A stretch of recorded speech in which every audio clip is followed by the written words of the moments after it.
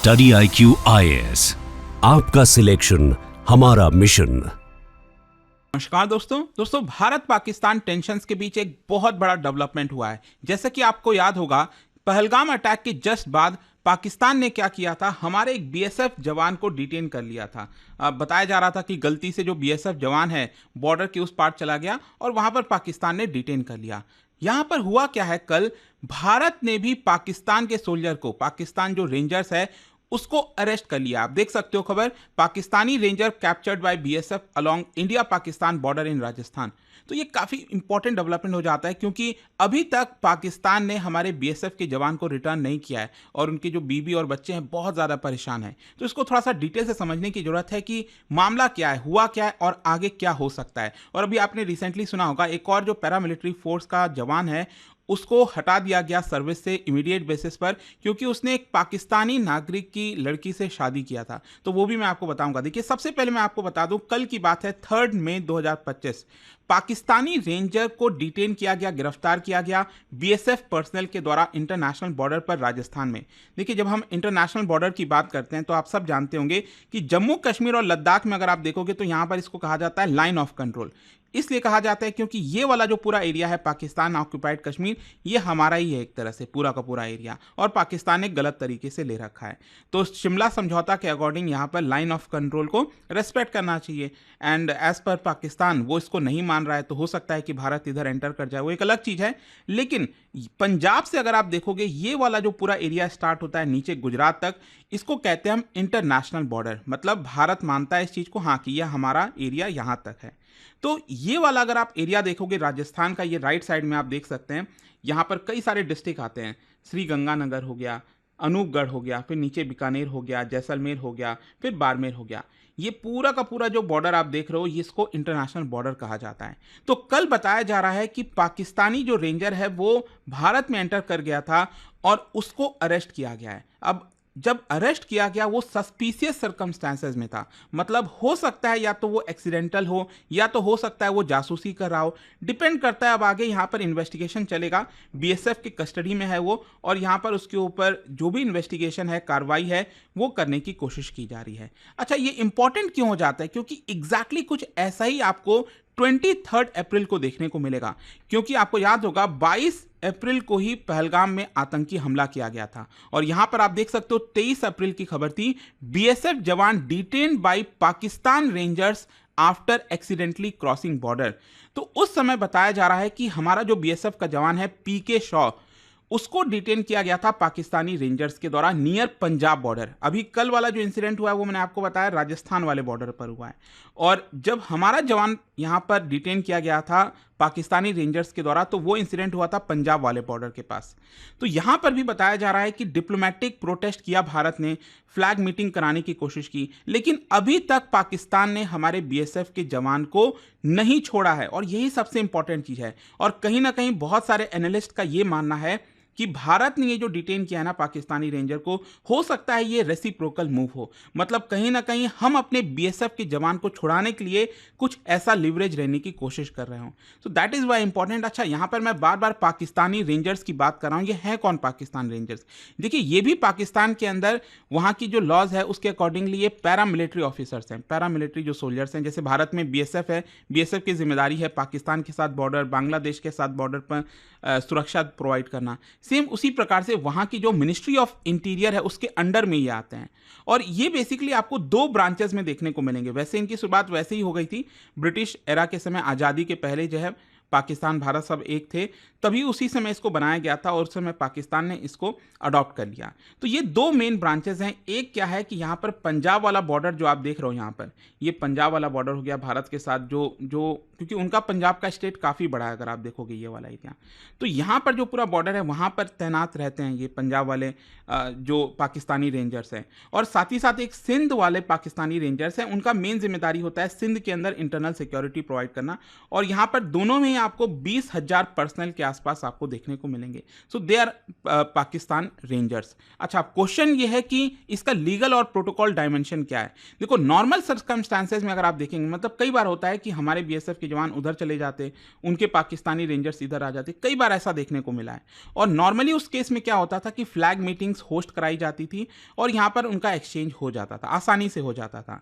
और ध्यान रखिएगा, यहाँ पर जेनेवा कन्वेंशन भी ये कहता है, भले ही इस समय वॉर का ना हो, मतलब इस समय वॉर ना हो रहा हो ऑफिशियली, लेकिन सिचुएशन तो कुछ वैसा ही बना हुआ है, तो उनको ह्यूमन राइट्स मिलना चाहिए, मतलब काउंसलर एक्सेस मिलना चाहिए एज पर इंटरनेशनल लॉ।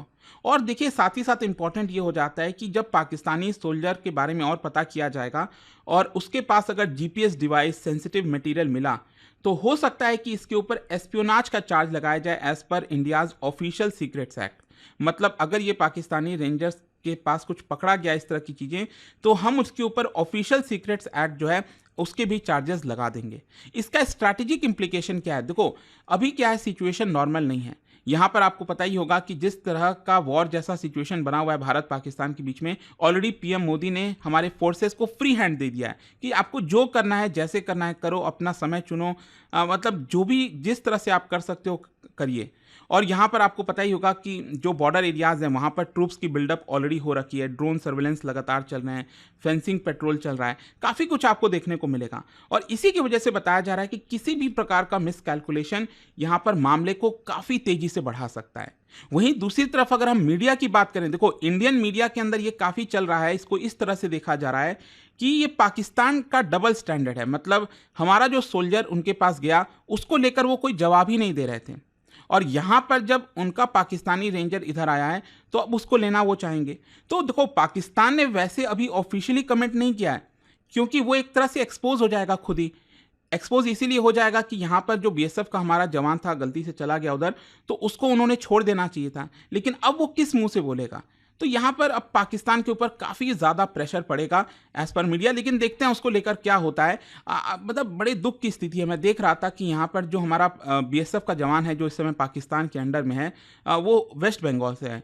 तो अभी जस्ट हुगली से उसकी जो प्रेग्नेंट वाइफ है और उसका जो बच्चा है, बेटा है, वो अभी चंडीगढ़ एयरपोर्ट आए थे और बॉर्डर एरियाज के पास गए थे, पता लगा रहे थे कि उनके जो पिता है, बच्चा पता लगा रहा है, जो उसकी प्रेग्नेंट वाइफ है वो पता लगा रही हैं कि मेरा हस्बैंड कब मिलेगा।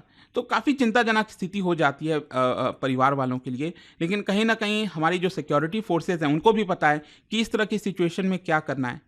तो अब क्वेश्चन ये है कि आगे क्या हो सकता है इसमें। देखो, सबसे पहला डिप्लोमेटिक ऑप्शन, भारत जो है यहाँ पर इस्लामाबाद के ऊपर प्रेशर बनाएगा through international diplomatic channels, United Nations या फिर इंटरनेशनल रेड क्रॉस की मदद ले सकता है।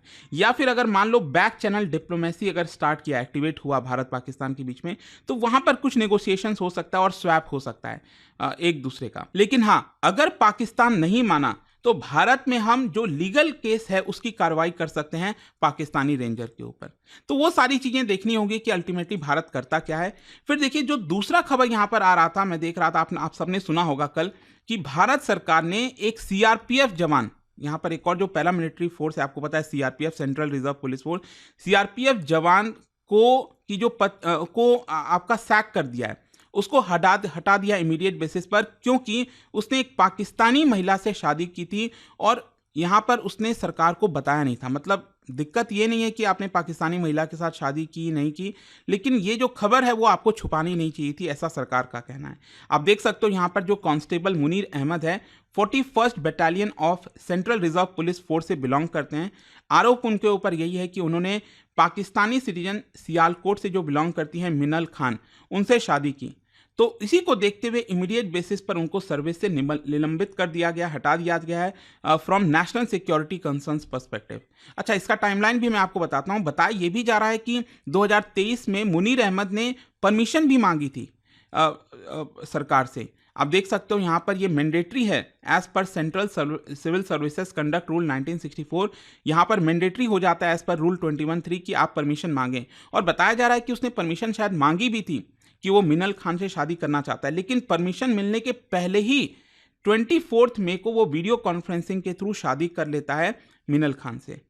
और अल्टीमेटली मैं आपको बताता हूं अभी हुआ क्या था कि टूरिस्ट वीजा पर फरवरी 2025 को, मतलब अभी की जस्ट बात है, जो मिनल खान है वो भारत एंटर करती हैं, लेकिन उनका वीजा सिर्फ 22 मार्च तक का ही था, तो वो वापस पाकिस्तान जाती नहीं है।